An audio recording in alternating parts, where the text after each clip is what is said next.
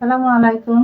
দেখো আমি ইলিশ মাছ ভেজে রান্না করার প্রণালীটা দেখাবো। তার জন্য এখানে ইলিশ মাছ আছে আমার কেটে ধুয়ে পরিষ্কার করে রাখা। এদিকে পেঁয়াজ, কাঁচামরিচ এবং আলু কেটে ধুয়ে পরিষ্কার করে রেখেছি। সয়াবিন তেল আছে, হলুদের গুঁড়া, সজের গুঁড়া, শুকনা মরিচের গুঁড়া, কাঁচামরিচ, স্বাদ মতো লবণ। আর এইদিকে তোমার আদা এবং রসুনের পেস্ট আছে। এই সমস্ত উপকরণ দিয়ে এখন আমি মাছটা রান্নার রেসিপিটায় চলে যাচ্ছি। তার জন্য দেখো আমি এখানে ফ্রাই প্যান গরম করে নিয়ে ওর মধ্যে সয়াবিন তেল দিয়ে দিলাম। আর এইদিকে দেখো মাছটা আমি ম্যারিনেট করে রাখবো, সেজন্য একটু তেল দিয়ে এর মধ্যে একে একে দেখো সজের গুঁড়া, হলুদের গুঁড়া, মরিচের গুঁড়া এবং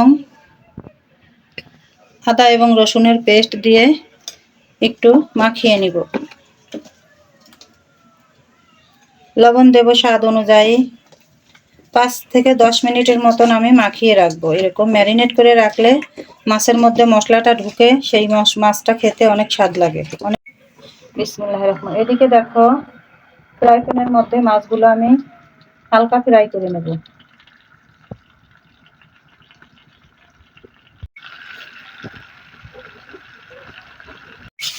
এইদিকে দেখো আমার এক পিঠ ভাজা হয়ে গেছে, আমি অপর পিঠ উঠে দিচ্ছি। দেখো অপর পিঠ উল্টিয়ে ভেজে নিচ্ছি।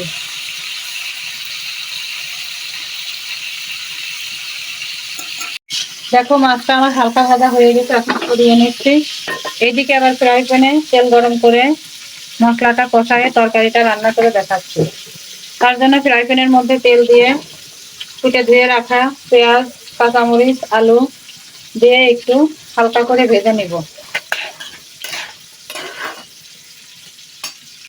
দেখো আলু, পেঁয়াজ এবং কাঁচামরিচ আমি 5 থেকে 7 মিনিট ভেজে নিয়েছি। এখন এর মধ্যে একে একে মশলাগুলো দিয়ে দিব। লবণ যার যার স্বাদ অনুযায়ী দিয়ে দিতে হবে। দেখো লবণ আমি স্বাদ অনুযায়ী, সজের গুঁড়া 1 টেবিল চামচ, হলুদের গুঁড়া 1 টেবিল চামচ এবং মরিচের গুঁড়া 1 টেবিল চামচের মতন ব্যবহার করলাম এখানে। আস্ত কাঁচা মরিচও কিন্তু এখানে 5 থেকে 6টা ব্যবহার করলাম।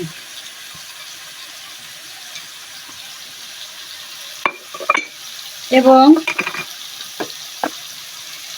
এইদিকে তোমার আদা রসুনের পেস্ট 3 টেবিল চামচ ব্যবহার করে নিলাম। এই সমস্ত উপকরণ আমি এখন কষিয়ে নেব।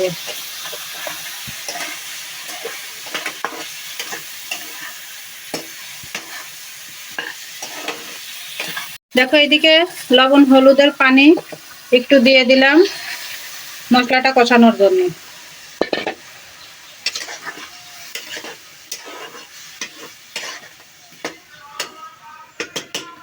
দেখো ঢাকনা দিয়ে ঢেকে আমি সিদ্ধ করে নেব আলুটা। তো দেখো আমি বারবার অফ ক্যামেরায় নেড়ে দিয়েছি। এখন দেখো আলুটা আমার সিদ্ধ হয়ে গেছে 75%। এখন এর মধ্যে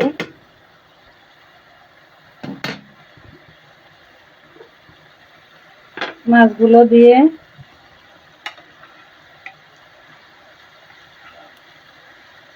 দুইটা মিনিটের জন্য ঢেকে দেব।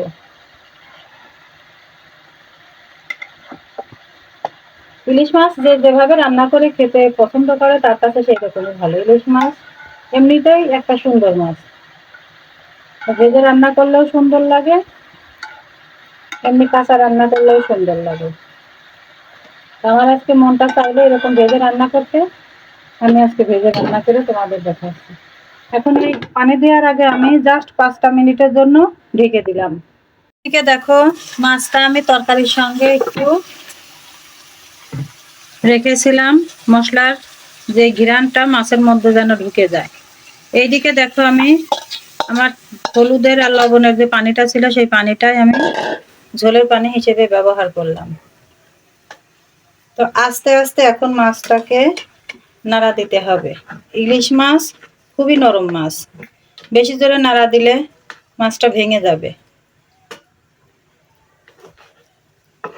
বেশি ঝোল আমি রাখবো না, গা মাখা করবো, এইরকমই ঝোল থাকবে। রান্নার শেষে ফাইনাল লুকটা তোমাদের দেখাবো। দেখো আমার ছোট বাবু ক্যামেরার সামনে আসার জন্য সে খুব অস্থির। হাই দিয়ে দাও, মুখ দিয়ে বলতে হবে। তো দেখো ওর জন্য সবাই দোয়া করো। আসো। এইদিকে দেখো মাছের মধ্যে আমি ভাজা জিরা দিয়ে দিব। যে কোনো রান্নাতেই ভাজা জিরে দিলে পারে সেই রান্নার ফ্লেভারটা টেস্টটা অনেক ভালো লাগে। এখানে 2 টেবিল চামচের মতন ভাজা জিরার পাউডারটা আমি দিয়ে দিলাম।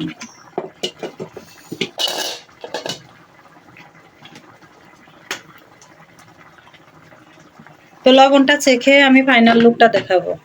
এইদিকে দেখো চেখে দেখেছি লবণ একটু কম হয়েছে, আমি এবার একটু স্বাদের জন্য লবণ দিয়ে দিলাম। মাছটা আমার রান্না শেষ হয়ে গেছে, এখন আমি নামিয়ে পরিবেশন করে নেব।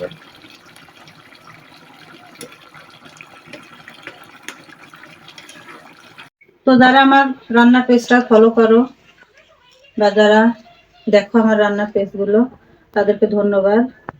আর এইভাবে রান্না করে খেতে হলে আমি যে যে উপকরণে রান্না করেছি সেই উপকরণে রান্না করো, ঠিক আমার মতনই কালার হবে, স্বাদ হবে, সব কিছুই পারফেক্ট হবে। যারা ফেসবুক থেকে দেখছো তারা ফলো কমেন্ট শেয়ার করে দিও, আর যারা ইউটিউব থেকে দেখছো তারা সাবস্ক্রাইব করে দিও। আজ তাহলে এই পর্যন্তই। আল্লাহ হাফেজ, সবাই ভালো থেকো।